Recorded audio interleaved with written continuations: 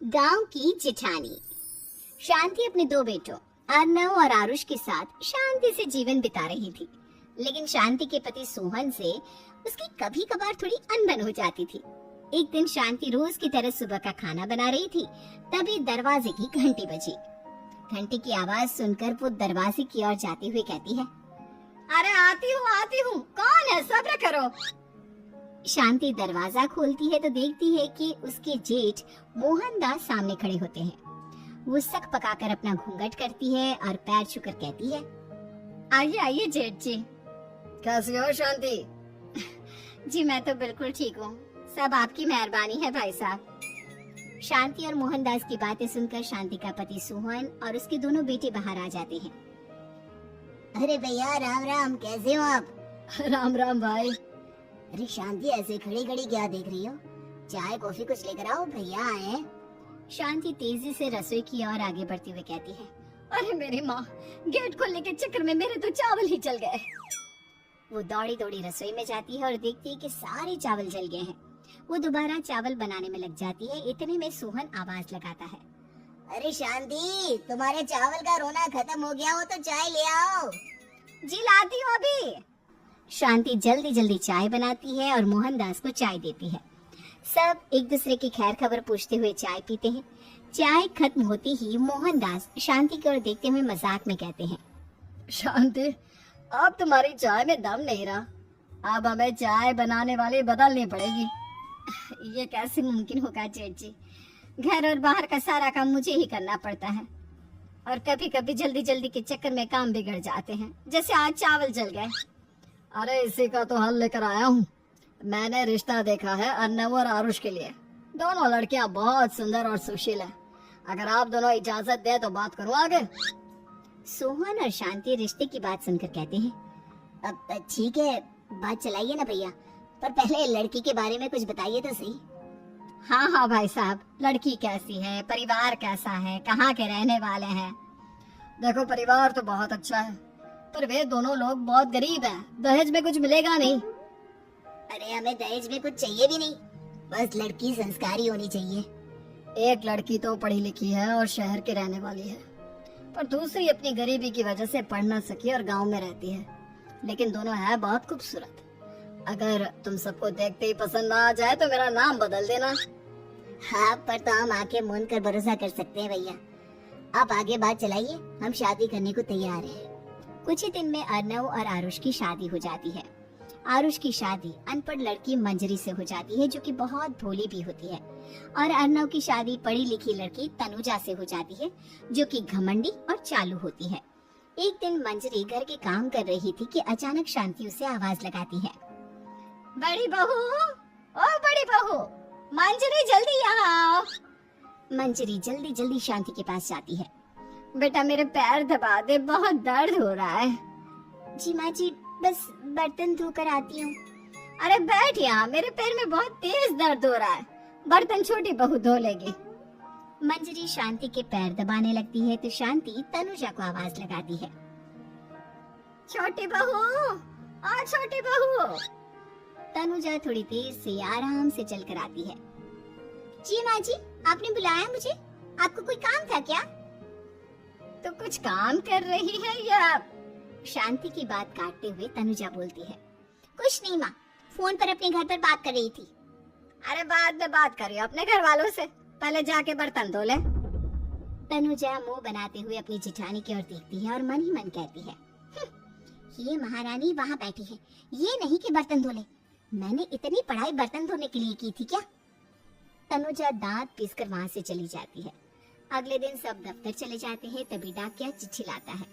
शांति चिट्ठी लेकर मंजरी से कहती है, बड़ी बहू, जरा छोटी बहू को बुलाना, एक चिट्ठी आई है।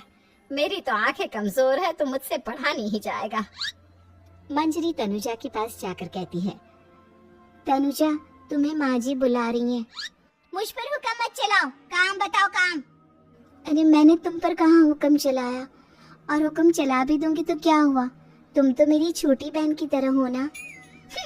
तुम जैसी अनपढ़, जाहिल और गांव की गवार मेरी बहन नहीं हो सकती। बेचारी मंजरी तनुजा की बात सुनकर अपना सा मुंह लेकर रह गई। कोई चिट्ठी आई है, माँ जी तुमसे पढ़वाना चाहती है, बस इसलिए बुला रही हैं। मुंह टेढ़ा करके तनुजा मंजरी का मजाक बनाते हुए कहती है, अनपढ़ कहीं की। तनुजा का ऐसा बर्ताव देखकर बड़ी बहू बहुत दुखी होती है। तनुजा को अपनी पढ़ाई का घमंड इतना हो गया कि अब वो घर के कोई काम नहीं करती और अपनी जेठानी का मजाक बनाती रहती। तनुजा का ये बर्ताव अब उसकी सास को भी नजर आने लगा था। एक दिन शांति ने अपनी बड़ी बहू से कहा, मंजरी, तनुजा हर समय तुम्हारा मजाक उड़ाती है, तुम्हें गुस्सा नहीं आता क्या? आता तो है माँ जी, लेकिन मैं क्या करूं? जब भी उसे कुछ बोलती हूँ वो और भी जली कटी बातें मुझे सुनाकर चली जाती है। मैं उसे अपनी छोटी बहन की तरह प्यार करती हूँ, लेकिन उसके दिल में मेरे लिए कोई इज्जत नहीं। बहू, तूने वो कहावत सुनी है, जुल्म करने वाले से ज्यादा जुल्म सहने वाला अपराधी होता है। मंजरी अपनी सास का इशारा समझ जाती है। वो अपनी देवरानी को सबक सिखाने की ठान लेती है और एक दिन शांति अपनी दोनों बहुओं के साथ बैठी थी तो शांति अपनी बड़ी बहू से पूछती है, अरे बहू, शाम होने को है, कुछ सोचा है क्या बनेगा खाने में? माँ जी, मेरे तो सर में बहुत दर्द है आज। मेरी प्यारी देवरानी ही कुछ अंग्रेजी खाना बनाकर खिलाएगी। सुना है पढ़े लिखे लोग अंग्रेजी खाना बहुत अच्छा बनाते हैं, क्यों तनुजा? इतना कहकर मंजरी अपनी सास की ओर देखकर मुस्कुरा दी। तनुजा अपनी तारीफ सुनकर बहुत खुश हो गई। इतने में शांति कहती है, ये तो सच बात है छोटी बहू, ये तो मैंने भी सुना है। हम भी पक गए हैं बड़ी बहू के हाथ का खाना खा खा कर। तनुजा, तुम्हारी माँ भी तो तुम्हारे खाने की बहुत तारीफ करती है, आज हमें भी खिला दो कुछ अच्छा सा बनाकर। शांति की बात सुनकर छोटी बहू और आसमान पर चढ़ गई, पर उसे ये कहाँ पता था कि उसकी सास और जेठानी उसे सबक सिखाना चाहती हैं। तनुजा अपनी तारीफ सुनकर खुश तो बहुत होती है, पर सोचने लगती है, मुझे तो कैसा भी खाना बनाना नहीं आता, अब मैं क्या करूँगी? अगर मैंने इनको सच बता दिया तो मेरी सारी इज्जत मिट्टी में मिल जाएगी। अरे छोटी बहू, क्या सोच रही हो? खिलाओगी ना अपने हाथ का अंग्रेजी खाना? छोटी बहू हाँ में सर हिला देती है। अचानक से उसके दिमाग में एक आइडिया आता है, मैं इंटरनेट से देखकर कुछ बना लेती हूँ, मेरी वाहवाही पूरे घर में हो जाएगी। मुझे कौन सा रोज रोज बनाना है। माँ जी, आज आप सबको ऐसा खाना खिलाऊंगी, ऐसा खाना खिलाऊंगी कि।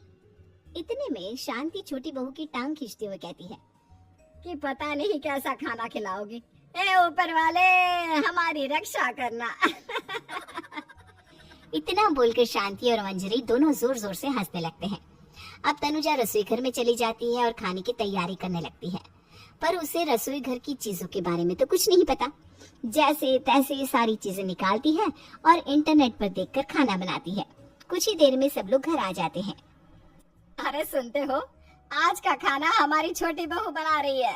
अरे वाह, आज तो फिर कुछ अंग्रेजी खाना खाने को मिलेगा। कुछ ही देर में खाना बन जाता है तो छोटी बहू सबका खाना लगा देती है।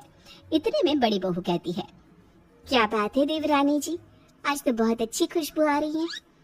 ये बात तो सही कही बड़ी बहू तूने, खुशबू तो अच्छी है, ऐसी खुशबू तो मेरे खाने में भी नहीं आती।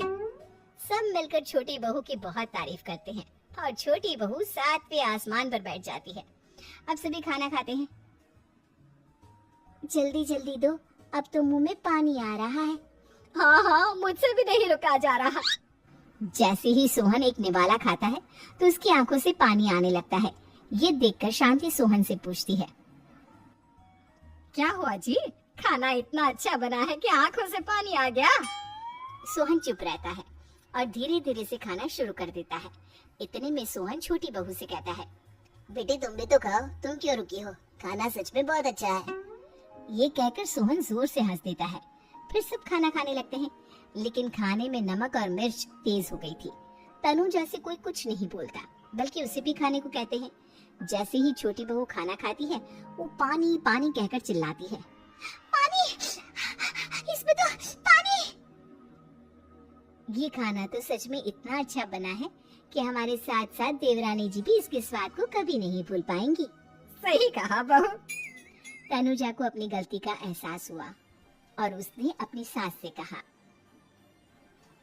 माँ जी ये मेरी गलती नहीं है, इंटरनेट पर दिखाया था